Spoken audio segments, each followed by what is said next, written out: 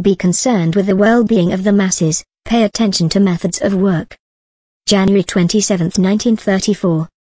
This was part of the concluding speech made by Comrade Mao Tse-Tung at the Second National Congress of Workers and Peasants Representatives held in Jiuquan, Jiangxi Province in January 1934. There are two questions which comrades have failed to stress during the discussion and which, I feel, should be dealt with. The first concerns the well-being of the masses. Our central task at present is to mobilize the broad masses to take part in the revolutionary war, overthrow imperialism and the Kuomintang by means of such war, spread the revolution throughout the country, and drive imperialism out of China. Anyone who does not attach enough importance to this central task is not a good revolutionary cadre. If our comrades really comprehend this task and understand that the revolution must at all costs be spread throughout the country, then they should in no way neglect or underestimate the question of the immediate interests, the well-being, of the broad masses.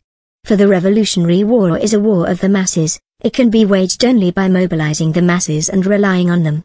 If we only mobilize the people to carry on the war and do nothing else, can we succeed in defeating the enemy? Of course not. If we want to win, we must do a great deal more. We must lead the peasants' struggle for land and distribute the land to them, heighten their labor enthusiasm and increase agricultural production, safeguard the interests of the workers, establish cooperatives, develop trade with outside areas, and solve the problems facing the masses: food, shelter and clothing, fuel, rice, cooking oil and salt, sickness and hygiene, and marriage. In short, all the practical problems in the masses' everyday life should claim our attention. If we attend to these problems, solve them and satisfy the needs of the masses, we shall really become organizers of the well-being of the masses, and they will truly rally round us and give us their warm support. Comrades, will we then be able to arouse them to take part in the revolutionary war? Yes, indeed we will. Here is the kind of thing we have found among some of our cadres. They talk only about expanding the Red Army, enlarging the transport corps, collecting the land tax and selling bonds. As for other matters, they neither discuss nor attend to them, and even ignore them altogether. For instance, there was a time when the Qingzhou municipal government concerned itself only with the expansion of the Red Army and with mobilization for the transport corps and paid not the slightest attention to the well-being of the masses.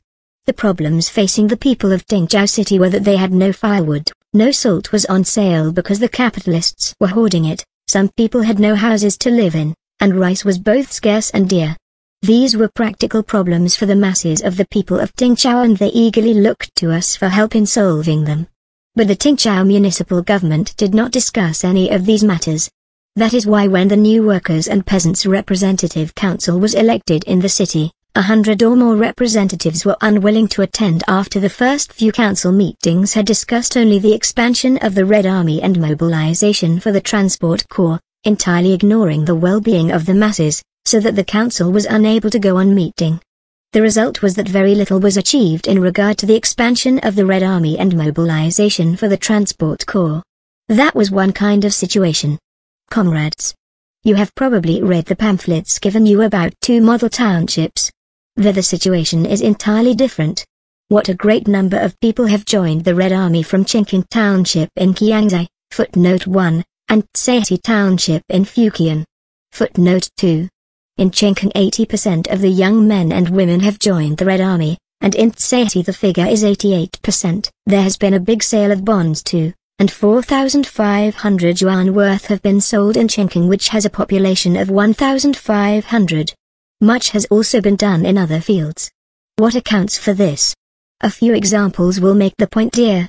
In Qingqing, when fire broke out in a poor peasant's house destroying 1.5 rooms, the township government appealed to the masses to contribute money to help him. In another instance, 3 persons were starving, so the township government and the Mutual Aid Society immediately gave them rice. During the food shortage last summer, the township government obtained rice from Konglue County, footnote 3, more than 200 li away, for the relief of the masses. Excellent work was done along these lines in Tse-Tung as well. Such township governments are really models. They are absolutely different from the Qingzhou municipal government with its bureaucratic methods of leadership. We should learn from Qingqing and Tse-Tung townships and oppose bureaucratic leaders like those in Qingzhou City. I earnestly suggest to this Congress that we pay close attention to the well-being of the masses, from the problems of land and labor to those of fuel, rice, cooking oil and salt. The women want to learn plowing and harrowing. Whom can we get to teach them? The children want to go to school. Have we set up primary schools? The wooden bridge over there is too narrow and people may fall off. Should we not repair it? Many people suffer from boils and other ailments. What are we going to do about it? All such problems concerning the well-being of the masses should be placed on our agenda. We should discuss them, adopt and carry out decisions and check up on the results. We should convince the masses that we represent their interests, that our lives are intimately bound up with theirs. We should help them to proceed from these things to an understanding of the higher tasks which we have put forward, the tasks of the Revolutionary War, so that they will support the revolution and spread it throughout the country, respond to our political appeals and fight to the end for victory in the revolution. The masses in Tse-Tung say, the Communist Party is really good. It has thought of everything on our behalf. The comrades in Tse-Tung Township are an example to all of us. What admirable people! They have won the genuine affection of the broad masses, who support their call for war mobilization. Do we want to win the support of the masses? Do we want them to devote their strength to the front? If so, we must be with them, arouse their enthusiasm and initiative, be concerned with their well-being, work earnestly and sincerely in their interests and solve all their problems of production and everyday life, the problems of salt, rice, housing, clothing, childbirth, etc. If we do so, the masses will surely support us and regard the revolution as their most glorious banner, as their very life. In the event of a Kuomintang attack on the red areas, they will fight the Kuomintang to the death.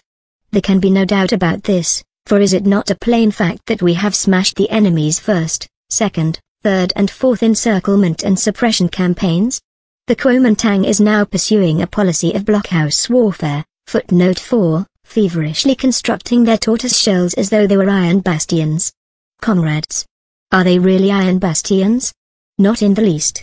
Think of the palaces of the feudal emperors over thousands of years, were they not powerful with their walls and moats? Yet they crumbled one after another the moment the masses arose. The Tsar of Russia was one of the world's most ferocious rulers, yet when the proletariat and the peasantry rose in revolution, was there anything left of him? No, nothing. His bastions of iron? They all crumbled. Comrades. What is a true bastion of iron? It is the masses, the millions upon millions of people who genuinely and sincerely support the revolution. That is the real iron bastion which no force can smash, no force whatsoever. The counter-revolution cannot smash us, on the contrary, we shall smash it. Rallying millions upon millions of people round the revolutionary government and expanding our revolutionary war, we shall wipe out all counter-revolution and take over the whole of China.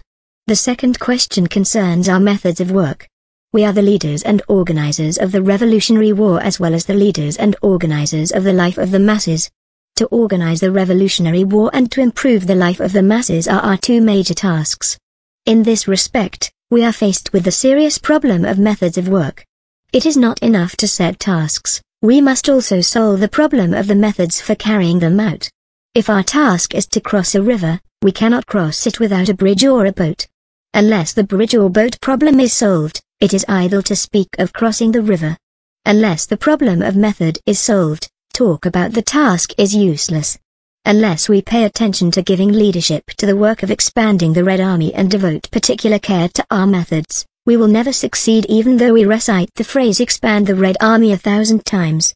Nor can we accomplish our tasks in any other field, for instance, in checking up on land distribution, or in economic construction, or culture and education, or our work in the new areas and the outlying districts, if all we do is to set the tasks without attending to the methods of carrying them out, without combating bureaucratic methods of work and adopting practical and concrete ones, and without discarding commandist methods and adopting the method of patient persuasion. The comrades in Tse-Tung have done first-rate work and deserve our praise as model workers. Similarly, the comrades in northeastern Kiangsi have done good work and are also model workers. By linking the problem of the well-being of the masses with that of the Revolutionary War, the comrades in both these places are simultaneously solving the problems of revolutionary methods of work and of accomplishing their revolutionary tasks. They are working conscientiously, solving problems with minute care and shouldering their revolutionary responsibilities in earnest. They are good organizers and leaders both of revolutionary war and of the well-being of the masses.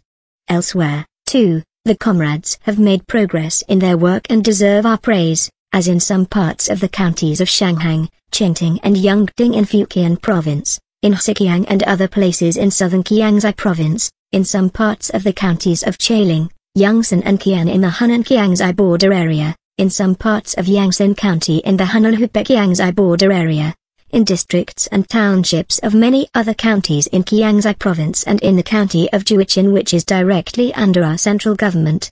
In all the places under our leadership, there are undoubtedly many active cadres, excellent comrades, who have sprung from the masses. These comrades have a responsibility to help in places where our work is weak and to help comrades who are not yet able to work well. We are in the midst of a great revolutionary war. We must break through the enemy's large-scale encirclement and suppression and spread the revolution to all parts of the country. All revolutionary cadres have a tremendous responsibility. After this Congress we must adopt effective measures to improve our work. The advanced areas should become even more advanced, and the backward areas should catch up with the advanced. We must create thousands of townships like Chengkang and scores of counties like Xinqiao. They will be our strongholds.